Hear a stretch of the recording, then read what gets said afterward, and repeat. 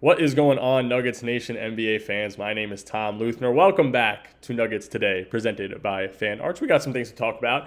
And the first topic I want to talk about is what I was bringing up yesterday, and that is the other point guard that I'd be willing for, I'd be happy with Denver going out to get if they're able to. But before I get to that, there are a lot of players being waived, and the first two topics are going to be players who are waived, who obviously you could see right now. But Seth Curry was just waived at the time of this recording by the Warriors. But I believe that is a financial thing. I think they are waiving him to bring him in November due to finances with the Kuminga deal, the Horford deal, all the other deals they've made. I believe they brought back Gary Payne.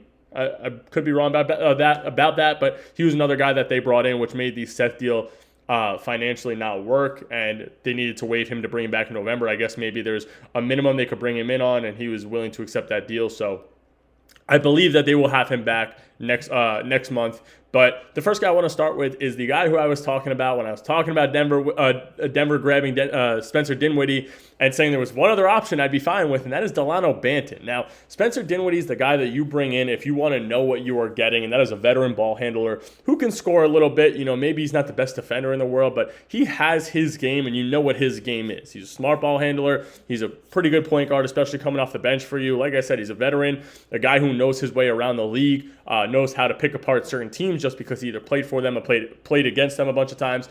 Or you can go the route of grabbing a guy who's younger and not as proven. That's Delano Banton. Now, Delano Banton's been jumped around he's jumped around from team to team. He's nothing insane.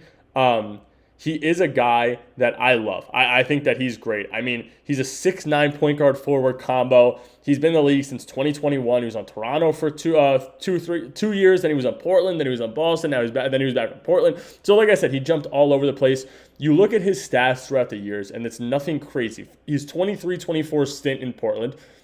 Played 30 games. He had a way bigger sample size just because of injury. And, he put up 16.7 points, 4.8 rebounds, 3.6 assists. The only thing about Delano Banton that I don't love is the fact that he can't shoot great. But I'm also at the point where I talked about it with Spencer Dinwiddie yesterday.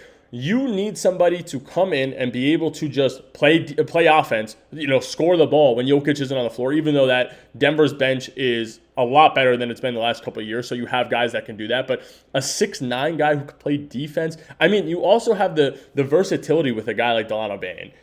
You can bring him in, run him at the point because he is a ball handler, and have Payne Watson, Cam Johnson, AG, and Jokic all on the floor together. You're running a massive lineup of guys. Probably, I believe the average there would be like 6'8", 6'9". And he's somebody that could work. He could spread the floor, maybe not shoot, but he's a ball handler, which makes it better for Denver because Payne Watson could shoot, that we've seen in preseason so far. Cam Johnson, AG could shoot. Jokic could shoot. If you have a 6'9" ball handler running the point for you and you have a bigger lineup around him that can shoot, and you could even you could put him at the 2, put in Jamal Murray at the 1, and you're still running a lineup that's probably around like 6'6" to 6'8" in the average range. Looking at his shooting split throughout the last couple of years, like I said, he shot 32% from the 3-point line last year. League average 36, so not the best in the world. He did take three shots a game. So, like I said, you're not getting the best shooting with him, but he is a ball handler. You look at his steals, just around a steal a game, just around a block a game at the point guard position. I think he could be a massive factor for Denver. Now, the next guy I want to talk about is another vet that was waived. I guess considered vet at this point, probably around the same age, not too old. That is Precious Achiuwa. Unfortunately, I don't think there's any room for Precious on Denver. I wish there was, just because he's somebody I like. He had a good stint with the Knicks. I know Knicks fans weren't thrilled with him, but I'm surprised that he's not on a contract. There's a lot of guys that are out there right now that I'm surprised aren't on a contract. Precious being one of them. I think that Cody Martin's another one. Bol Bol's another one. And I think that Precious is a guy who could bring a certain game to teams. He could extend the floor. He could shoot pretty well. I don't understand the Heat waiving him. I think he would have been a good bench piece for the Heat, in my personal opinion. But I just think if Denver were to even look to bring him in, there's just an overabundance at that backup power forward center spot. You have Zeke Naji, you have Val, you have Deron Holmes, Payne Watson. Even on the bench 3, you're probably going to run some smaller lineups with Bruce, with Tim Hardaway, with Strother at the 3 possibly, even with Deron or Zeke at the 4 and Payne Watson at the 3. So I just think there would be an overabundance there. It doesn't really make too much sense. You have Spencer Jones that they're probably going to call up here and there.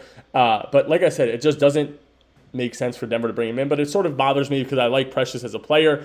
I think that if Denver didn't have Deron Holmes or they got rid of Zeke Nnaji, that he would have been a good player to bring in, but right now it doesn't make sense, and it probably wouldn't work for Denver just because of the overabundance on the bench. The next thing I want to talk about is from the game 2 days ago now, and that is the last two topics are going to be based off that, and I liked what I saw from Julian. I liked what I saw from Tim Hardaway. We finally got the Tim Hardaway game that we needed.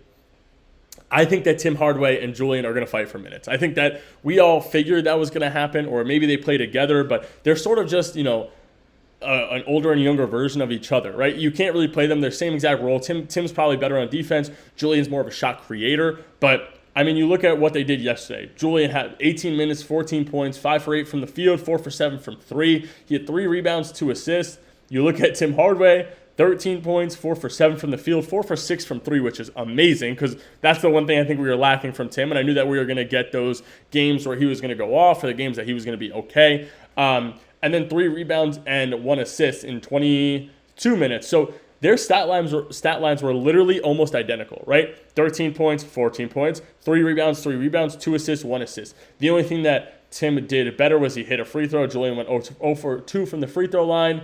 And that was really it. I mean, the defense, I guess, looked better for Strawther with the 1 steal that Tim Hardaway didn't get. So I think that they're going to fight for minutes. I think that Tim has a little bit of leverage, in my opinion, just because of Jared Dudley and J.J. Barea, a guy who was his teammate, a guy he played against who, has watched him for a longer time than they've watched Julian Strawther. So I just think that the only reason that he has to step up is just because he played with those guys. I do think Julian Strawther might have a little bit of leverage when it comes to David Adelman just because he's been in the Nuggets coaching staff.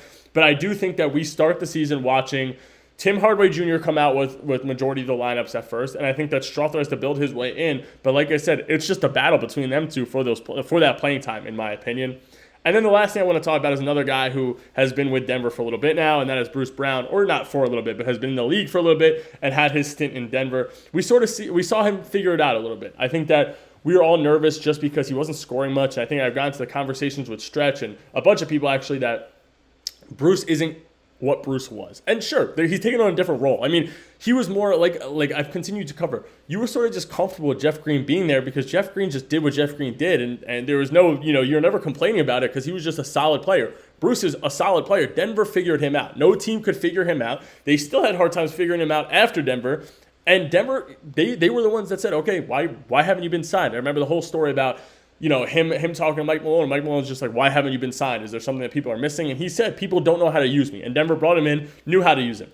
Last night, 10-5-2, shot 3 for 8 from the field, which whatever, under 50%, but 2 for 3 from the three-point line. And you know what? We saw him handle the ball better. We saw him being able to handle that pressure, which is what they needed if they're not going to go out and get a backup big. So I was happy to finally see Bruce back in his own. And I think that if he could average 8 points off the bench with the guys like Watson, Strawther, Tim Hardaway, Deron, if he actually gets those minutes, I think that Denver's in the best position possible just because now they can compete with those teams with insanely deep benches and they become one of them. But that is all I got for you guys today, Nuggets Nation. Make sure to hit that like and subscribe button. If you guys want me to cover anything, please let me know down below, and I'll catch you guys tomorrow.